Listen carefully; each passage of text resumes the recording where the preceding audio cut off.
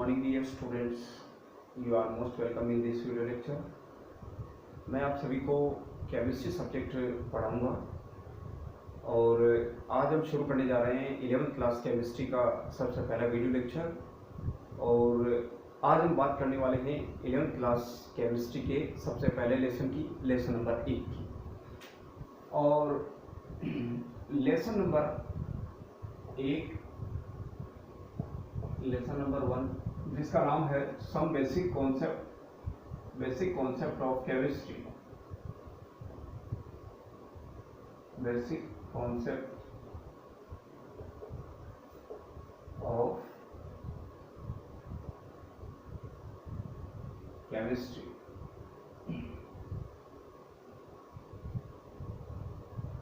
देखिए, lesson number 1 start करने से पहले कुछ बेसिक इंफॉर्मेशन देख लेते हैं सब्जेक्ट से रिलेटेड। तो इससे पहले कि हम लेसन नंबर 1 स्टार्ट करें, कुछ बेसिक बातें कर लेते हैं। जैसे केमिस्ट्री क्या होती है और केमिस्ट्री की कौन कौन सी मेन ब्रांच हैं, उनके बारे में भी अभी हम शुरू करने वाले हैं। लेकिन आप जानते हैं कि 11th क्लास से पहले 9th क्लास और 10th क्लास के अंदर आप लोगों ने कुछ लेसन पढ़े हैं साइंस सब्जेक्ट के अंदर। जैसे 9th क्लास में आप लोगों ने एलिमेंट्स के बारे में पढ़ा होगा कि एलिमेंट्स क्या होते हैं और अप्रॉक्सीमेट नंबर कितने होते हैं एलिमेंट्स के। और 9th क्लास में आप लोगों ने एटॉमिक नंबर 1 से लगाकर 20 तक के जो एलिमेंट्स हैं उनके बारे में पढ़ा है, हाइड्रोजन से लगाकर कैल्शियम तक। और जैसे ही आप 10th क्लास में आते हैं तो 30 तक जो आपके जिंक तक जो एलिमेंट्स हैं उनके बारे में हम पढ़ते हैं 10th क्लास में। तो इससे पहले कि हम लेसन नंबर 1 शुरू करें, कुछ बेसिक जानकारी आप लोगों को मैं याद दिलाता हुआ चलता हूँ कि जैसे आप लोगों ने पढ़ा होगा इससे प्रीवियस क्लासों में कि एटम क्या होता है, एटम, मॉलिक्यूल, आयन और केमिकल रिएक्शंस क्या होती है उनके बारे में आपने ज़रूर पढ़ा होगा। केमिकल रिएक्शंस कितने टाइप की होती है, कैसे होती है, रिएक्टेंट क्या होते हैं और प्रोडक्ट क्या होते हैं, तो उनके बारे में कुछ बेसिक जानकारी आप सभी स्टूडेंट्स को ज़रूर होगी। अब हम जो शुरू करने वाले हैं आज का लेसन नंबर 1, जिसका नाम है बेसिक कॉन्सेप्ट ऑफ केमिस्ट्री। तो बेसिकली इस लेसन के अंदर हम जो स्टडी करेंगे वो कुछ बेसिक कॉन्सेप्ट्स के बारे में करेंगे जिस पर पूरी केमिस्ट्री जो है वो बेस्ड है। तो कुछ बेसिक लॉज और कुछ बेसिक रूल्स वगैरह के बारे में इस लेसन में हम पढ़ने वाले हैं। तो सबसे पहले हम स्टार्ट करते हैं कि ये केमिस्ट्री है क्या चीज। What is chemistry? तो जनरली आप जानते हैं the branch of chemistry, the branch of science which deals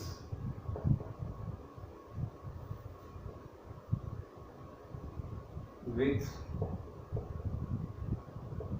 the structure,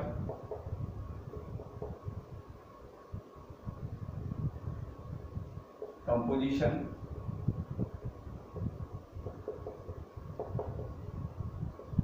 and properties of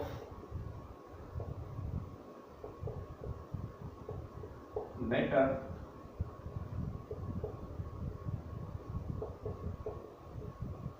is called chemistry। तो बेसिकली केमिस्ट्री है क्या चीज? साइंस की एक ब्रांच है और साइंस की वो ब्रांच जिसमें डिफरेंट टाइप के जो मेटर्स हैं उनकी स्ट्रक्चर, उनके कंपोजिशंस एंड प्रॉपर्टीज की डिटेल स्टडी की जाती है, उसी ब्रांच को हम केमिस्ट्री के नाम से जानते हैं। और वैसे बेसिकली आप जानते हैं कि जो साइंस है वो मेनली 3 पार्ट्स में डिवाइडेड की गई है, फिजिक्स, केमिस्ट्री एंड बायोलॉजी।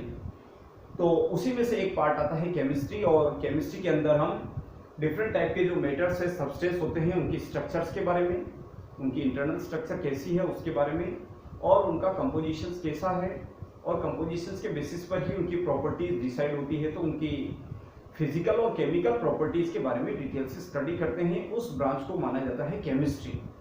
और जो केमिस्ट्री है उस केमिस्ट्री की भी कुछ ब्रांच हैं जैसे इनऑर्गेनिक केमिस्ट्री,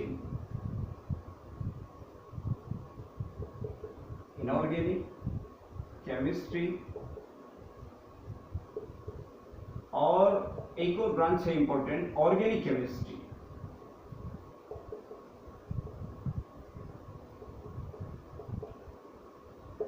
तो मेनली केमिस्ट्री को 2 पार्ट में डिवाइड किया गया है, इनऑर्गेनिक केमिस्ट्री और ऑर्गेनिक केमिस्ट्री। ये तो हमें पता चल चुका है कि इस ब्रांच के अंदर डिफरेंट टाइप के जो सब्सटेंस होते हैं उनकी इंटरनल स्ट्रक्चर, प्रॉपर्टीज और कंपोजिशंस के बारे में डिटेल स्टडी की जाती है। लेकिन ये भी हम जानते हैं कि इस अर्थ पर जो एलिमेंट्स हैं, नंबर ऑफ एलिमेंट्स की बात की जाए तो लगभग 110 एलिमेंट्स एग्जिस्ट करते हैं।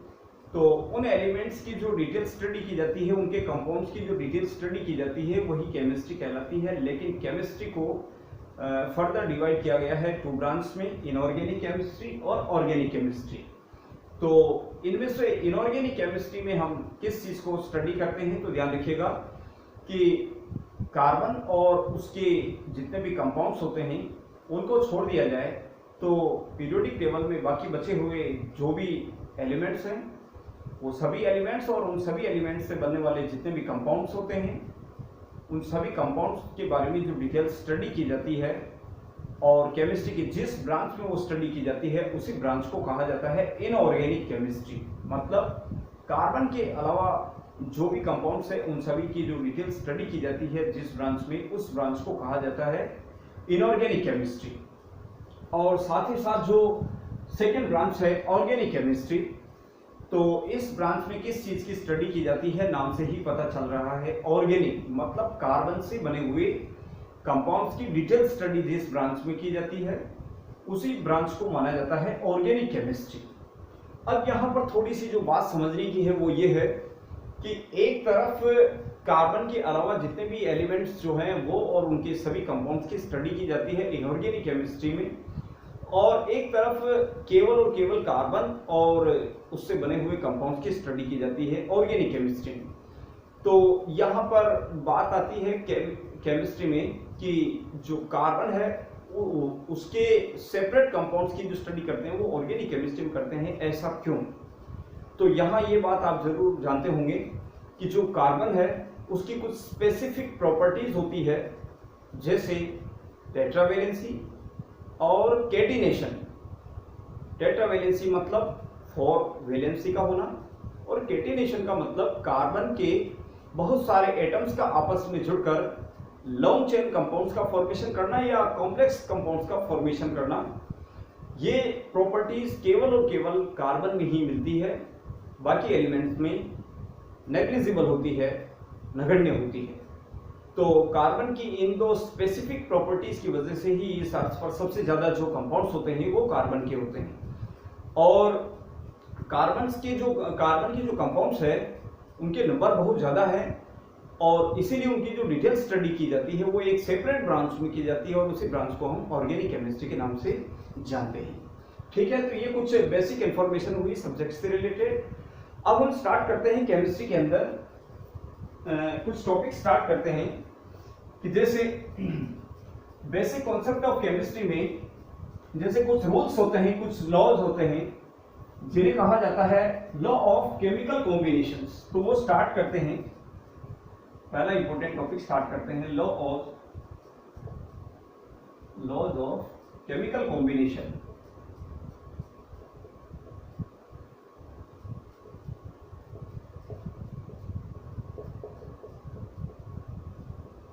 Laws of chemical combinations.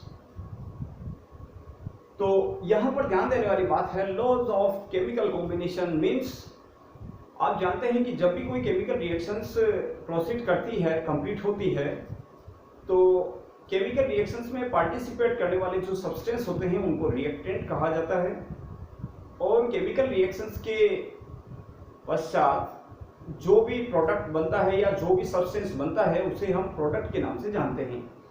तो किसी भी केमिकल रिएक्शंस के प्रोसीड होते समय, कंप्लीट होते समय कुछ इंपॉर्टेंट रूल्स को फॉलो किया जाता है रिएक्टेंट और प्रोडक्ट के माध्यम से, प्रोडक्ट के द्वारा। तो रिएक्टेंट और प्रोडक्ट किसी रिएक्शंस के होते टाइम पर जिन रूल्स को फॉलो करते हैं उन्हीं रूल्स को कहा जाता है लॉज ऑफ केमिकल कॉम्बिनेशंस। यहाँ पर 11th क्लास में अपन देखते हैं कि मोस्टली 5 लॉज हैं जिनको फॉलो किया जाता है रिएक्टेंट के द्वारा ड्यूरेशन ए रिएक्शन से।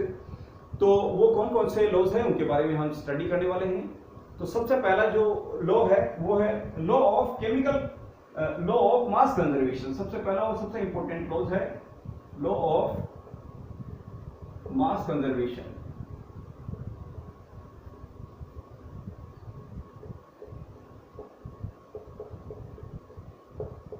Law of mass conservation. तो सबसे पहले ये लॉ किसने दिया है, तो this law was given by Antony von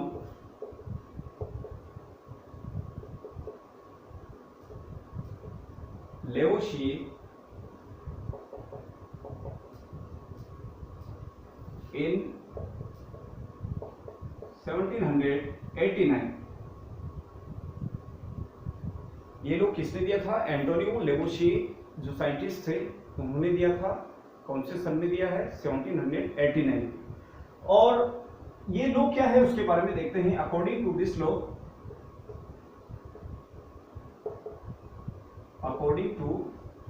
law,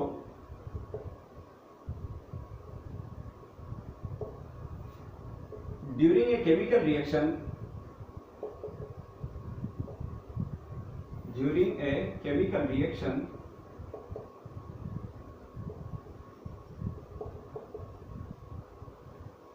matter can neither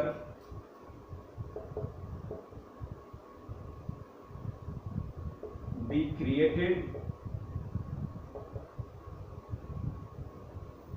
nor destroyed।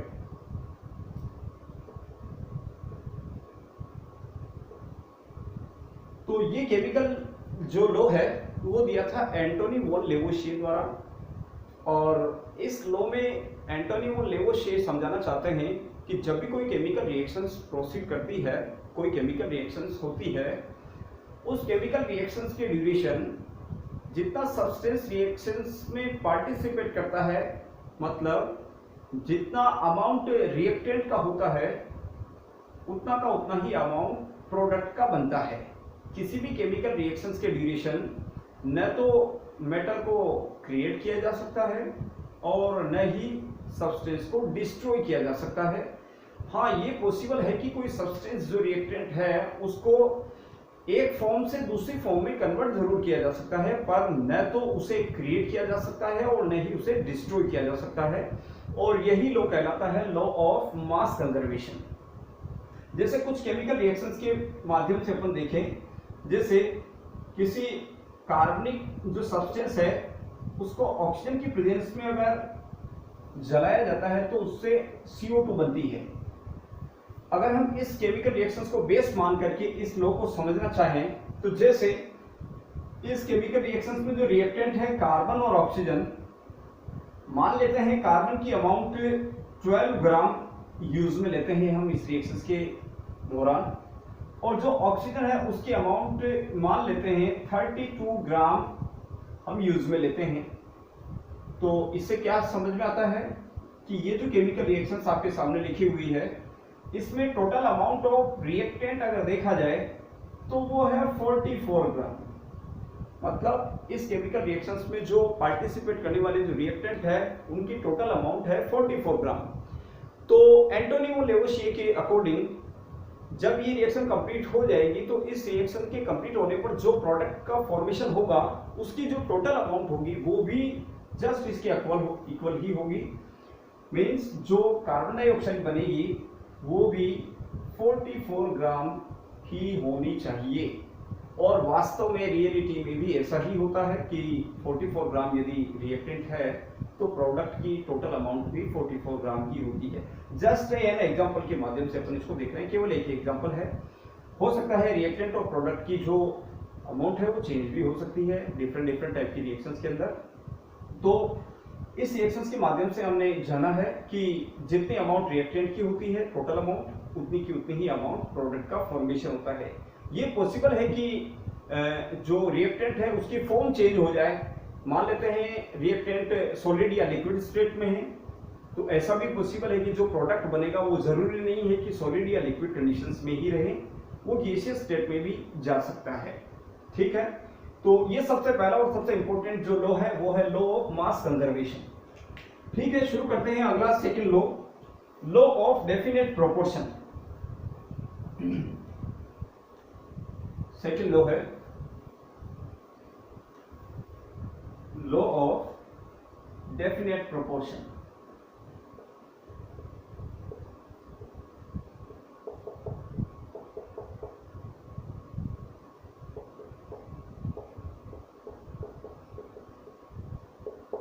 Law of definite proportion, तो ये लॉ किसने दिया था?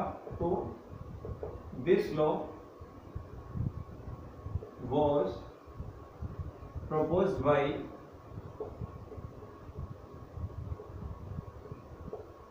a French chemist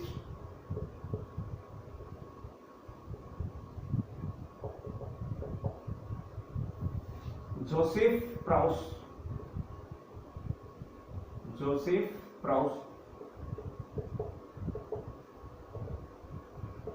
in 1799। तो ये केमिकल लॉ किसने दिया था? जोसेफ प्राउस्ट, जो कि एक फ्रेंच केमिस्ट थे, उन्होंने दिया था। कब दिया था? 1799 में इसको दिया था। और ये लॉ क्या है उसके बारे में देखें तो according to this law,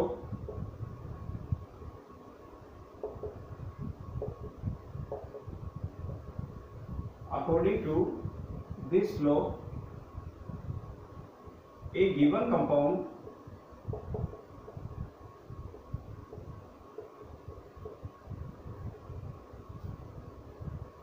always contain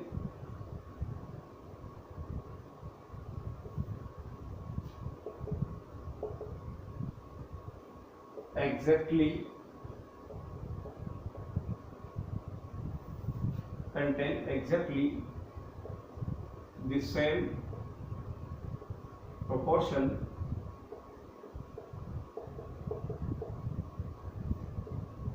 of element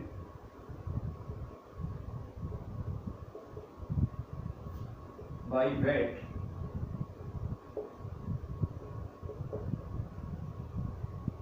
तो ये लॉ है, according to this law a given compound always contain exactly the same proportion of elements by weight। क्या मतलब है इसका?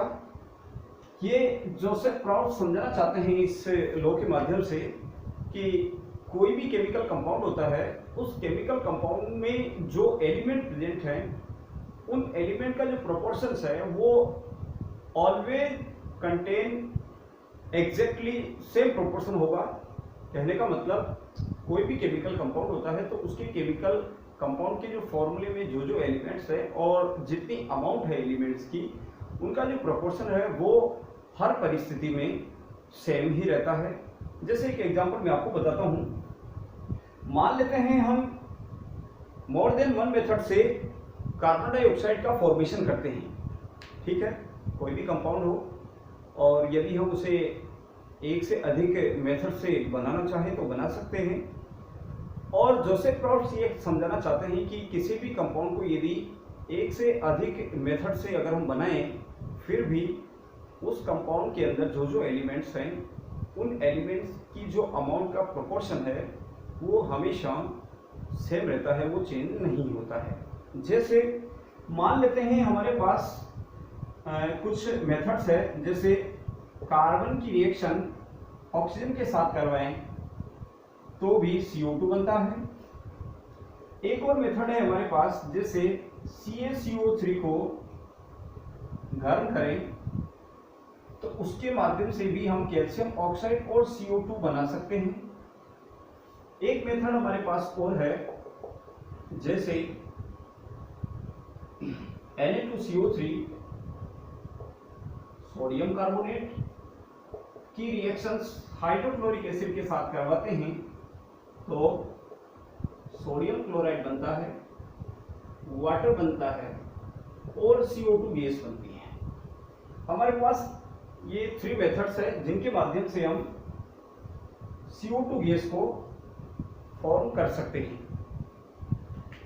अब इस लॉ के अकॉर्डिंग अगर समझा जाए तो किसी भी मेथड से कार्बन डाइऑक्साइड बना ली जाए तो भी उस कार्बन डाइऑक्साइड के अंदर जो कार्बन और ऑक्सीजन है, कार्बन और ऑक्सीजन, तो इन दोनों एलिमेंट्स की जो अमाउंट का जो रेशियो है वो कितना होगा। जैसे कार्बन का एक एटम है, इट मींस 12 ग्राम कार्बन होगा और ऑक्सीजन के जो है वो 2 एटम्स होते हैं, इट मींस ऑक्सीजन है 32 ग्राम। तो यहाँ कार्बन और ऑक्सीजन के जो अमाउंट का जो रेशियो है वो कितना है, 12:32। और यदि इसको और थोड़ा सॉल्व किया जाए तो 3:8। तो अपने पास जो एक सिंपल रेशियो आता है वो 3:8 है, जो कि ऑलवेज सेम ही रहता है और इसी को कहा जाता है लॉ ऑफ डेफिनेट प्रोपोर्शन। किसी भी मेथड से कंपाउंड का फॉर्मेशन कर लिया जाए, उसके अंदर जो एलिमेंट्स हैं उनकी अमाउंट का जो रेशियो है वो हमेशा सेम ही रहता है। ये लॉ कहलाता है लॉ ऑफ डेफिनेट प्रोपोर्शन और जोसेफ प्राउस्ट ने इसको दिया था। ठीक है, बढ़ते हैं आगे एक और इंपॉर्टेंट लॉ की ओर, लॉ ऑफ मल्टीपल प्रोपोर्शन। ठीक है, तो ये कुछ इंपॉर्टेंट लॉज हैं जिसमें टोटल मिलाकर 5 लॉज आपके 11th क्लास में हैं, उसको वन बाय वन हम डिस्कस करते हैं। अगला लॉ हम डिस्कस कर रहे हैं लॉ ऑफ मल्टीपल प्रोपोर्शन।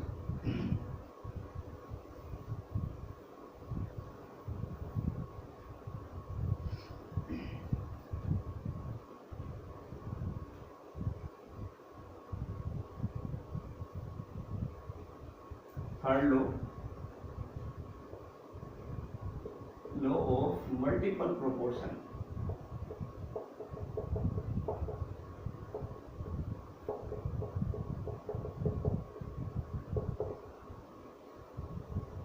ये लॉ किसने दिया था, John Dalton.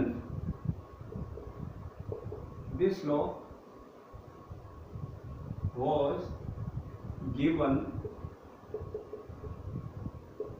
by Dalton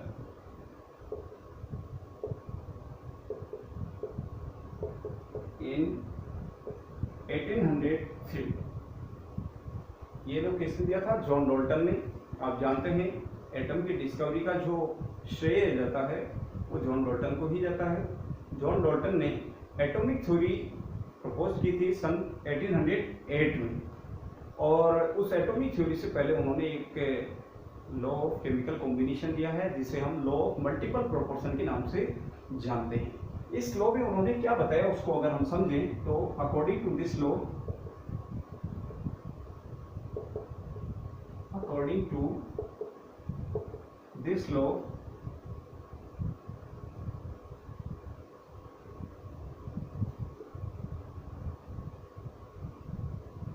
if two elements can combine, if two elements can combine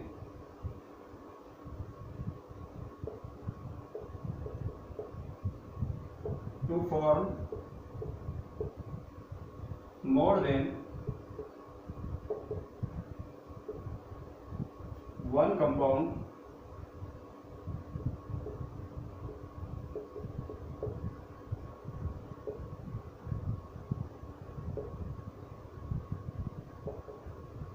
the masses of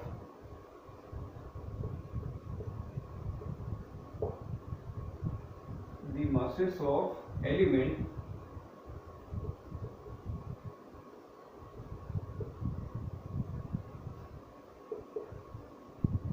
that combine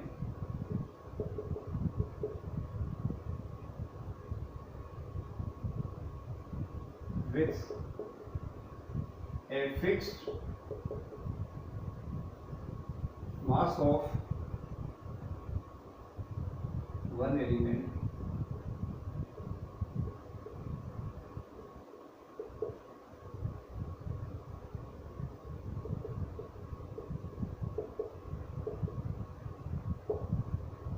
fixed mass of the other element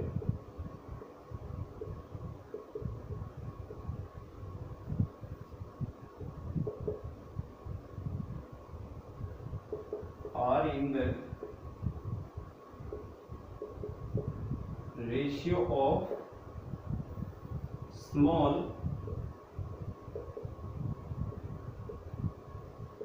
whole numbers.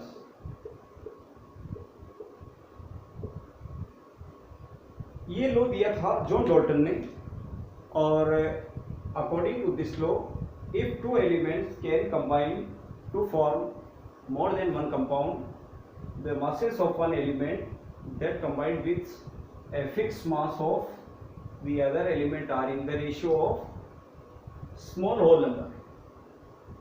इसका मतलब यह है कि यदि कोई दो या दो से ज़्यादा एलिमेंट्स आपस में रिएक्शन करते हैं और मोर देन वन कंपाउंड का फॉर्मेशन करते हैं, ऐसी कंडीशंस में उन एलिमेंट्स में से किसी एक एलिमेंट्स की फिक्स अमाउंट के साथ रिएक्शन करने वाले अदर एलिमेंट्स की जो अमाउंट है उसका जो रेशियो है वो एक सिंपल रेशियो में होता है, और इसे ही हम जानते हैं लॉ ऑफ मल्टीपल प्रोपोर्शन के नाम से। ठीक है, इसको एक एग्जांपल से हम देखते हैं। जैसे एक छोटी सी सारणी बना लेते हैं, serial number, compound, mass of one element and mass of other elements.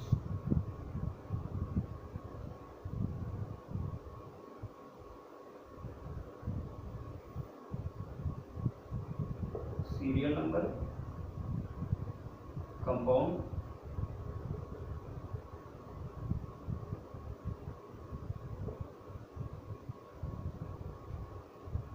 mass of one element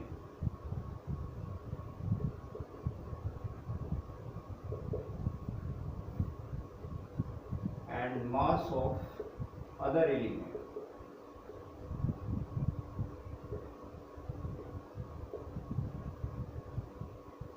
जैसे मान लेते हैं कार्बन की रिएक्शन करवाई जाती है ऑक्सीजन के साथ, तो ये टू कंपाउंड का फॉर्मेशन करती है।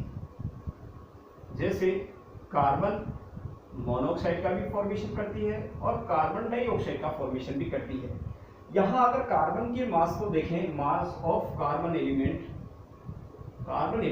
तो वो है 12 ग्राम, और कार्बन डाइऑक्साइड के अंदर भी कार्बन की जो अमाउंट है वो 12 ग्राम ही होती है। लेकिन कार्बन मोनोऑक्साइड के अंदर जो मास ऑफ ऑक्सीजन एलिमेंट की अगर हम बात करें तो वो होती है 16 ग्राम्स, और यदि कार्बन डाइऑक्साइड के अंदर ऑक्सीजन की अमाउंट को देखा जाए तो वो होती है 32 ग्राम्स। डेफिनेशन आपके सामने लिखी हुई है, एग्जांपल आपके सामने है, थोड़ा ध्यान दीजिएगा इसमें कि कार्बन की रिएक्शन यदि ऑक्सीजन के साथ करवाई जाए और लिमिटेड अमाउंट में करवाई जाए तो कार्बन मोनोऑक्साइड का फॉर्मेशन होता है, और यदि कार्बन की रिएक्शंस ऑक्सीजन के साथ एक्सेस में करवाई जाए, एक्सेस ऑफ ऑक्सीजन के साथ करवाई जाए, तो ऐसी कंडीशंस में कार्बन डाइऑक्साइड कंपाउंड का फॉर्मेशन होता है। कार्बन मोनोऑक्साइड और कार्बन डाइऑक्साइड दोनों ही कंपाउंड में यदि अमाउंट ऑफ कार्बन देखी जाए तो वो 12 ग्राम होती है, जो कि फिक्स अमाउंट है, जबकि कार्बन मोनोऑक्साइड में अमाउंट ऑफ ऑक्सीजन देखा जाए तो वो 16 ग्राम होती है, जबकि कार्बन डाइऑक्साइड में अमाउंट ऑफ ऑक्सीजन देखा जाए तो वो 32 ग्राम होती है। तो इसमें कार्बन की जो अमाउंट है वो दोनों ही कंपाउंड के अंदर सेम है, फिक्स है 12 ग्राम, और कार्बन के साथ रिएक्शन करने वाले जो अदर एलिमेंट्स है ऑक्सीजन, उसकी अमाउंट दोनों ही कंपाउंड के अंदर देखी जाए तो एक कंपाउंड्स में 16 ग्राम है, जबकि कार्बन डाइऑक्साइड के अंदर अमाउंट ऑफ ऑक्सीजन है वो 32 ग्राम है। तो जो ऑक्सीजन एलिमेंट्स की अमाउंट का यदि रेशियो देखा जाए तो वो 16:32, थोड़ा सिंपल किया जाए तो 1:2, और इसी को हम एक सिंपल रेशियो के तौर पर मानते हैं। और यही लॉ कहलाता है लॉ ऑफ मल्टीपल प्रोपोर्शन। ठीक है, तो इस तरीके से इस वीडियो लेक्चर में हमने डिस्कस किया है कुछ इंपॉर्टेंट बातें, जैसे केमिस्ट्री क्या है और केमिस्ट्री की कुछ मेन ब्रांच जैसे इनऑर्गेनिक और ऑर्गेनिक केमिस्ट्री क्या है, उसके बारे में जनरल स्टडी की है। और उसके बाद लेसन नंबर फर्स्ट का important topic law of chemical combinations के बारे में हमने स्टार्ट किया है। टोटल लॉ जो है वो 5 होते हैं और उनमें से स्टार्टिंग की जो 3 लॉज है, law of mass conservation, law of definite proportion और लॉ ऑफ मल्टीपल प्रोपोर्शंस को आज की क्लास में हमने एग्जांपल्स के साथ डिस्कस किया है। स्पेशली ये video 11th class English medium students के लिए है और इसी प्रकार से नेक्स्ट वीडियो के अंदर हम डिस्कस करेंगे बाकी बचे हुए जो कुछ केमिकल लॉज हैं उनके बारे में और कुछ इंपॉर्टेंट टॉपिक्स के बारे में डिस्कस करेंगे। तो फिलहाल इस वीडियो लेक्चर में बस इतना ही। Thank you.